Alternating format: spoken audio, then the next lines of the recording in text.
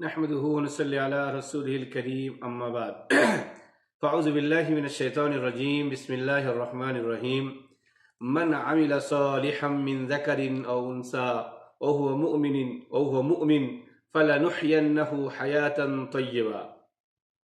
عن أبي هريرة رضي الله تعالى عنه عن النبي صلى الله عليه وسلم قال: جددوا إيمانكم. قالوا: كيف نجدد إيماننا يا رسول الله؟ قال: أكثروا قول لا إله إلا الله. সম্মানিত শ্রোতা মণ্ডলী, আপনাদের সম্মুখে আজকে ঈমান নিয়ে কিছু আলোচনা করব। সর্বপ্রথম একটি আয়াত আমি তেলাওয়াত করলাম। এই আয়াতের মধ্যে আল্লাহ রাব্বুল আলামিন বলছেন যে মান আমিলা সালিহাম মিন যাকারিন আও উনসা ওয়া হুয়া মুমিন ফালানুহইয়ান্নাহু হায়াতান তাইয়্যিবা। পুরুষ এবং নারী উভয়ই যে নেক আমল করবে, এই শর্তের উপরে যে সে মুমিন হবে, মুসলমান হবে, অর্থাৎ ইমানদার হবে, আল্লাহ রাব্বুল আলামিন নেক আমল করার পরিবর্তে তাকে একটি সুন্দর আরামদায়ক জিন্দেগি আল্লাহ রাব্বুল আলামিন দান করবেন, হায়াতান তাইয়্যিবা। কাদের? যারা নেক আমল করবে এবং মুমিন হবে। এখানে শর্ত হচ্ছে মুমিন হওয়া, অর্থাৎ ইমানদার হওয়া।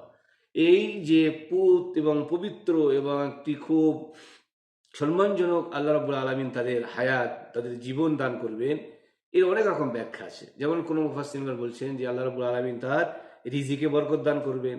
কোনো মুফাসসিরগণ বলছেন হায়াতে তাইয়্যিবার ব্যাখ্যা এটাও যে অল্পে মানুষ তুষ্ট হবে, সামান্য কিছু সে পেয়ে গেলেই দুনিয়ার সে মনে করবে যে আমি অনেক সৌভাগ্যবান।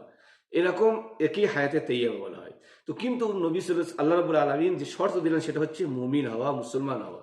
এই ঈমান কতটা আমাদের মধ্যে আছে এটা আমাদের নিজেই করা দরকার। কেননা ইমানের ক্ষেত্রে এসছে আল ইমান ইয়াজিদ ওয়া ইয়ানকুস, ইমান কখনো বাড়ে কখনো কমে। নবী সাল্লাল্লাহু আলাইহি সাল্লাম সাহাবারা খুব মজবুত ইমানের অধিকারী ছিলেন, তবুও তাদের সম্বন্ধে বলছেন যে জাদ্দিদু ঈমানাকুম, তোমরা তোমাদের ঈমানকে নবায়ন করো। নবী সাল্লাল্লাহু আলাইহি সাল্লামকে জিজ্ঞাসা করেন সাহাবারা রাদিয়াল্লাহু আনহুম যে কাইফা নুজাদ্দিদু ঈমানানা, আমরা আমাদের ঈমানকে কেমন ভাবে নবায়ন করব, তাজদীদ করব? নবী সাল্লাল্লাহু আলাইহি সাল্লাম বললেন যে তোমরা বেশি বেশি লা ইলাহা ইল্লাল্লাহ পড়তে থাকো। এটা এমনই একটা কালেমা, নবী সাল্লাল্লাহু আলাইহি সাল্লাম সর্বপ্রথম যখন মক্কাবাসীদের দাওয়াত দিয়েছিলেন এই কলেমাই ছিল যে কুলু লা ইলাহা ইল্লাল্লাহ তুফলিহু, তোমরা কামিয়াব হয়ে যাবে। তো ভাইরা আমার, আমাদের ঈমানের নবায়ন করা দরকার। আমরা কেমন অবস্থায় আছি, আমাদের ঈমানের অবস্থাটা কি, এটা অবশ্যই আমাদের দেখা দরকার। যদি আমরা এই শর্তে ঈমানের অবস্থায় নেক আমল করি, তাহলে অবশ্যই আল্লাহ রাব্বুল আলামিন আমাদের জন্য একটা পাক এবং পবিত্র এবং শান্তিময় আরামময় জীবনের কথা, জিন্দেগির কথা আল্লাহ রাব্বুল আলামিন আমাদের দান করবেন। আল্লাহর কাছে দোয়া করি আল্লাহ রাব্বুল আলামিন আমাদের ঈমানকে মজবুতের সঙ্গে থেকে নেক আমল বেশি বেশি করার তৌফিক দান করুক। ওমা তৌফিকি ইল্লা বিল্লাহ।